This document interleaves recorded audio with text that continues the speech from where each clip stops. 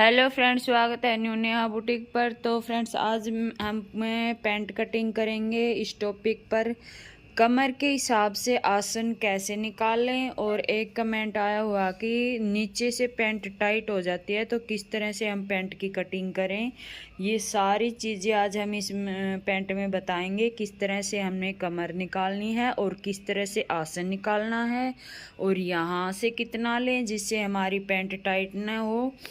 तो ये सारी जानकारी लेने के लिए वीडियो में लास्ट तक बने रहिए। तो आइए करते हैं कटिंग शुरू।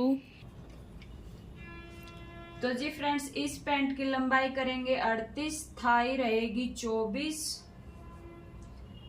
और घुटने 18, जो मोहरी रखेंगे वो रखेंगे 7 इंच,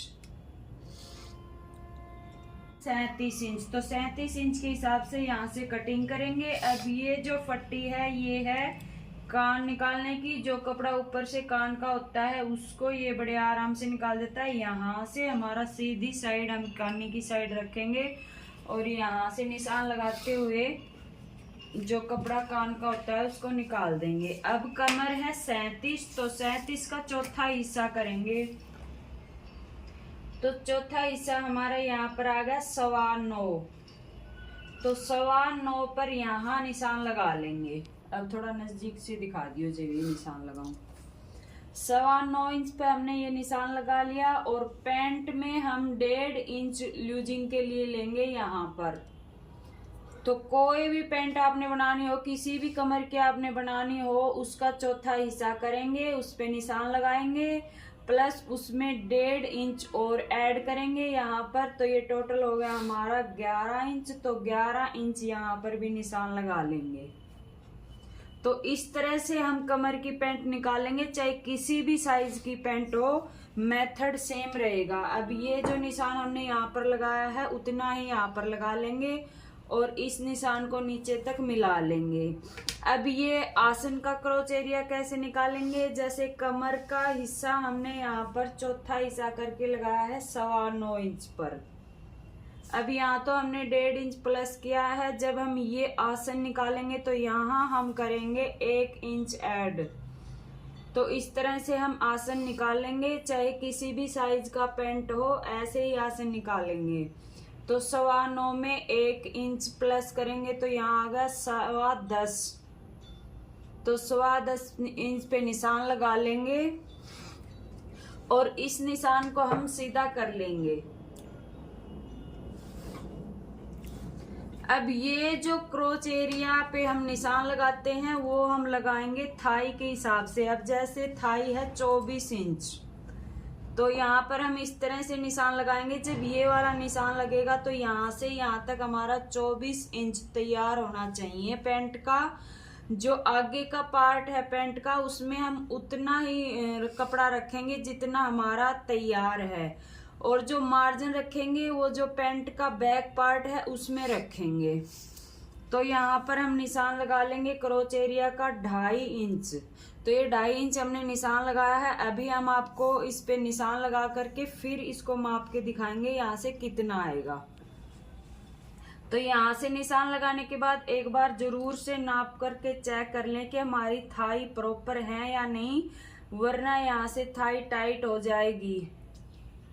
तो ये हमने निशान लगा लिया। अब निशान लगाएंगे लंबाई का। तो पैंट की लंबाई 30 इंच, उसमें 1 इंच कम करके यहाँ निशान लगा लेंगे, क्योंकि 1 इंच की बेल्ट लगेगी ऊपर, तो 1 इंच यहाँ से घटा लेंगे। अब इस निशान को सीधा कर लेंगे और एक निशान और लगा लेंगे घेरा फोल्ड करने के लिए 2 इंच पर। अब ये जो हमने क्रोच एरिया का निशान लगाया है यहाँ से 2.5 इंच पर, इस निशान से और यहाँ तक का बीच देखेंगे, ये आ गया हमारा 14 का हाफ करेंगे 7 इंच। तो ये 7 इंच यहाँ से लेकर और यहाँ तक नीचे तक जाएगा, यहाँ तक। और इस निशान के हिसाब से हम मोहरी का निशान लगाएंगे और ये निशान हमारा प्लेट का होगा ऊपर तक और यहाँ से लेके जब यहाँ तक पकड़ेंगे तो ये हमारा क्रीज वाला जो प्रेस बनाते हैं वो एकदम सीधा होना चाहिए। तो अब मोहरी कैसे निकालेंगे, जैसे मोहरी है 7 इंच, तो इस निशान से 3.5 इंच इधर निशान लगाएंगे और 3.5 इंच इधर। तो बिल्कुल यहाँ पर 7 इंच मोहरी है तो 7 इंच यहाँ पर लेना है। जो मार्जिन रहेगा वो बैक पार्ट से निकालेंगे, तो यहाँ पर भी मार्जिन नहीं लेना है। अब इस शेपर की जो बैक साइड है ये वाली, इससे निशान लगाएंगे यहाँ तक, इस निशान से इस निशान तक ऐसे मिला लेंगे। अब ये मिला लिया। अब शेप पट्टी को ऐसे पलटेंगे और ये जो बार की साइड है इसी को यहाँ पर रखते हुए ये निशान भी लगा लेंगे। अब यहाँ से थोड़ी गोलाई देंगे, पट्टी को पलटेंगे और पलटते हुए ये गोलाई बना देंगे। तो ये निशान अब हमने लगा लिया। अब हम इसको एक बार चेक करेंगे कि 24 हमने थाई ली है वो हमारा यहाँ से तैयार है या नहीं है। तो ये देखिए हमारा यहाँ पर पूरा 24 आया है थाई। अगर यहाँ से आपका कम है तो यहाँ से आप आसन को थोड़ा और बढ़ा लें, पर यहाँ से हमारा बिल्कुल प्रॉपर नाप होना चाहिए, तभी आपकी पैंट सही से आएगी। तो कमर का मैंने बता दिया और थाई का मैंने बता दिया। अब ये वाला आसन हम इससे शेप देंगे।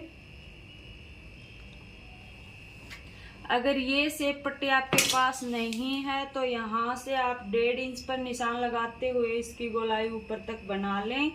ये गोलाई हम एकदम गहराई में नहीं बनाएंगे, ऐसे करने से यहाँ से पैंट खींचती है।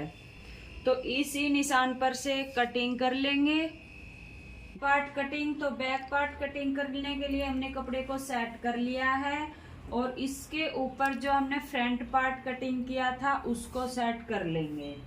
सेट करने के बाद ऊपर से देखिए 3 इंच बैक पार्ट को ऊपर से ऐसे निकाल करके हम कपड़े को सेट करेंगे और जो ये निशान लगाया था, लाइन लगाई थी, इस लाइन को सीधा कर लेंगे। अब नीचे की साइड ये जो मोहरी की लाइन लगाई थी इस लाइन को भी सीधा कर लेंगे।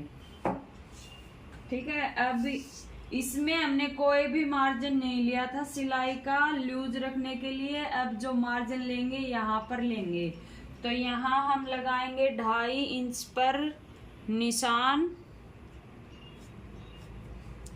और यहाँ से भी हम 2.5 इंच पर निशान लगाएंगे।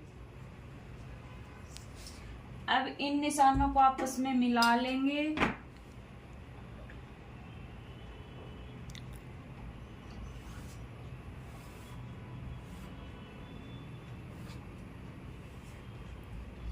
अब ये जो क्रोच एरिया है फ्रंट पार्ट का, यहाँ से सीधा आसन को ऊपर तक मिलाएंगे।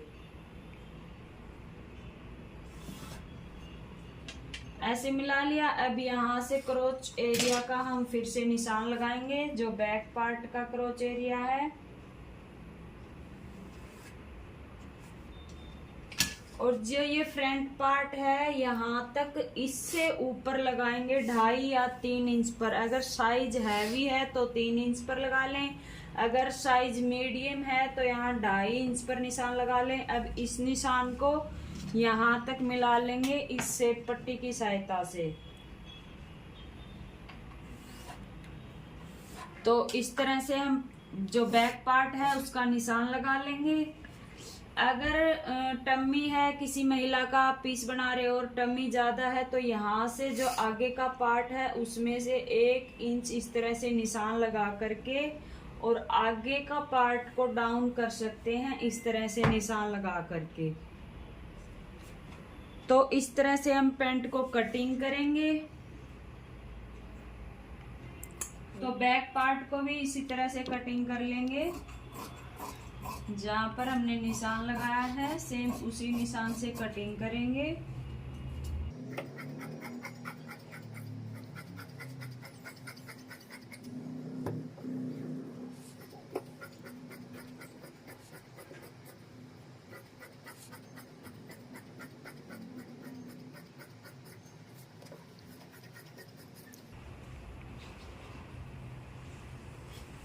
तो ये देखिए हमने यहाँ पर भी कट लगा लिया और यहाँ पर भी कट लगा लिया, ताकि जब हम घेरे को फोल्ड करेंगे तो हमें पता चलेगा कि यहाँ तक हमने इसको फोल्ड करना है। तो इस तरह से हम पूरी पैंट की कटिंग कर लेंगे। आशा करती हूँ कि आपको समझ में आया होगा। यहाँ से हम पॉकेट को निकाल लेंगे। पॉकेट की लंबाई हम 13 साढ़े 13 इंच तक रखेंगे और जो चौड़ाई रखेंगे वो रखेंगे 5.5 इंच, 5.5 या 6 इंच तक रख सकते हैं पॉकेट की चौड़ाई।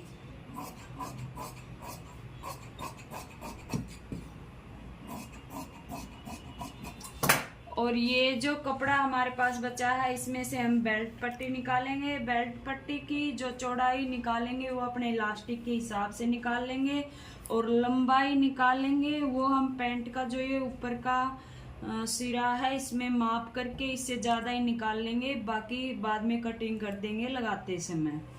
तो इस तरह से हम फुल पैंट की कटिंग करेंगे। बंद कर।